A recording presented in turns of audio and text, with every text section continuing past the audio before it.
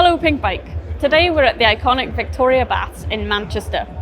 But this is no swimming convention. We're here for the Bespoked Show, and never has there been a more appropriate time in cycling industry journalism to say the following. Let's dive in.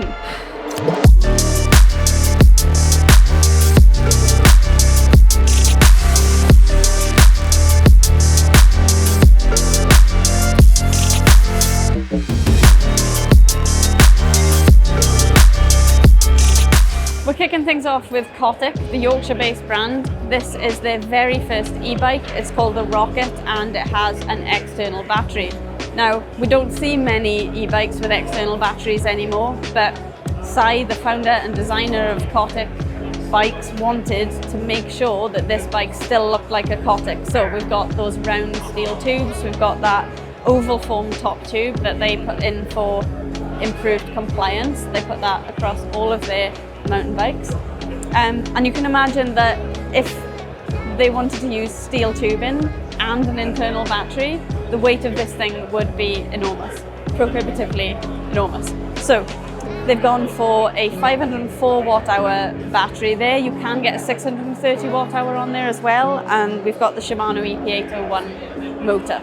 So this one is a claimed weight of 22 kilograms with the 504 watt hour battery, and this is a C2, so it's like for someone who's about 5'8", 5'9". Like all Cotic bikes, this has their drop link suspension platform. It's a linkage driven single pivot and it's got 150mm travel in the rear, and you can pair that with a 150 or a 160mm fork. The really nice thing about this frame, everything is made in the UK.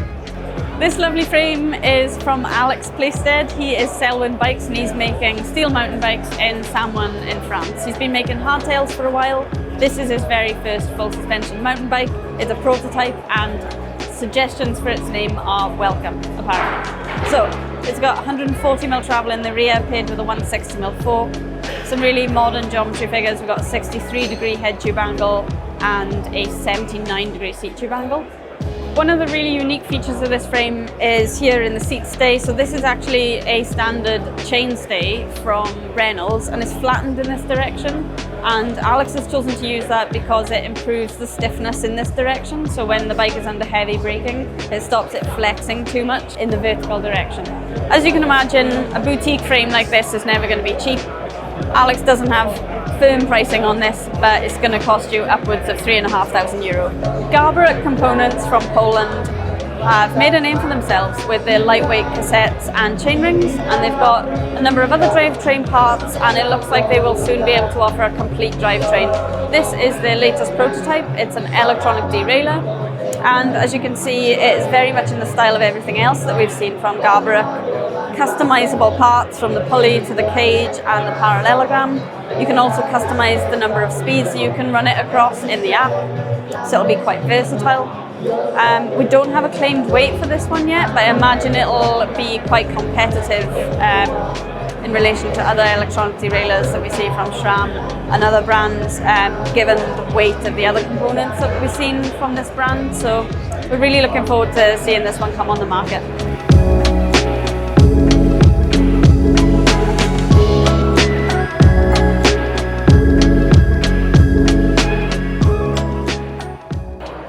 Something that's a little bit different for Bespoked. This is more of a budget-oriented mountain bike, and it is from a new brand called Rat Bikes, based in From in Somerset.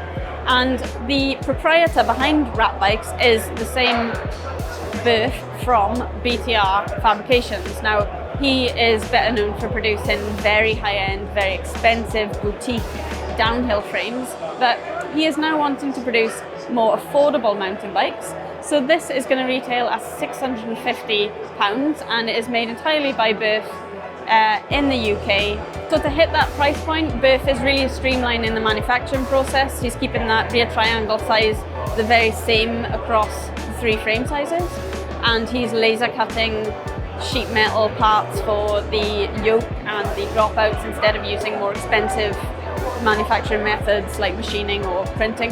This is the first Rat in the family. As you can see, it's called the Dad Rat, and it's a fully rigid bike, but it can take a 120mm fork if you want suspension. It takes two to tango. I expect there'll be more Rats to come.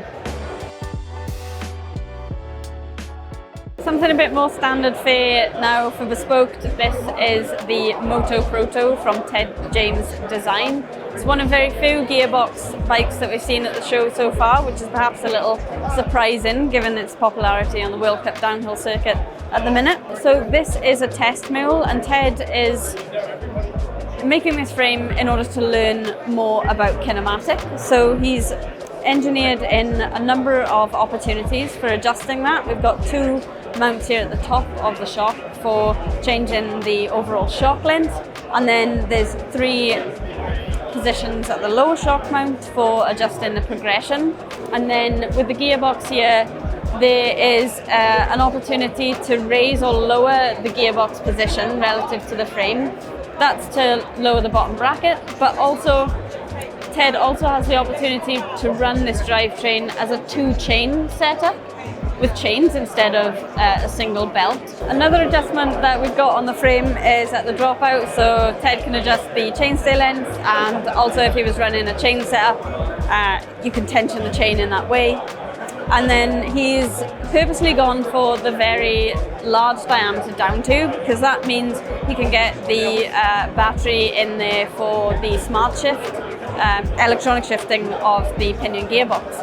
So in its current configuration, it's got 140mm rear wheel travel with a 150mm fork. He can run it up to 160mm. He has built a titanium version of this bike for a customer, selling it for over £4,500.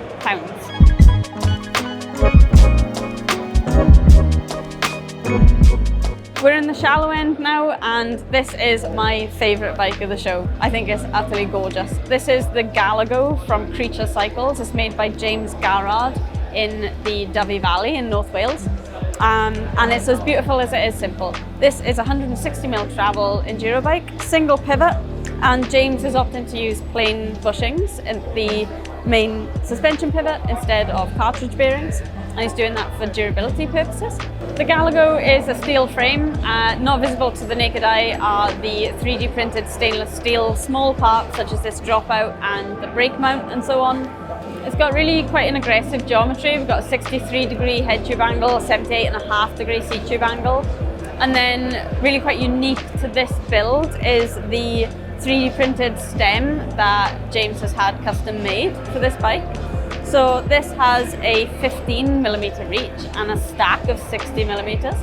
And basically what it allows him to do is he can achieve a really quite unique steering geometry with this bike with the same 43mm offset fork, but he can keep his hands in the same position relative to a bike with a much shorter reach.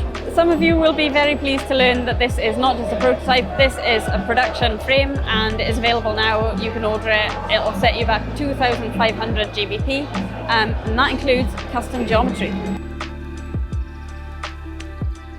Well-established frame builders here at Bespoked, but it's also a great place for new builders to show off their very first bikes. And this is a great example of that. This is from Harry Prescott from Lancashire. This is his high pivot bike project, downhill bike of course.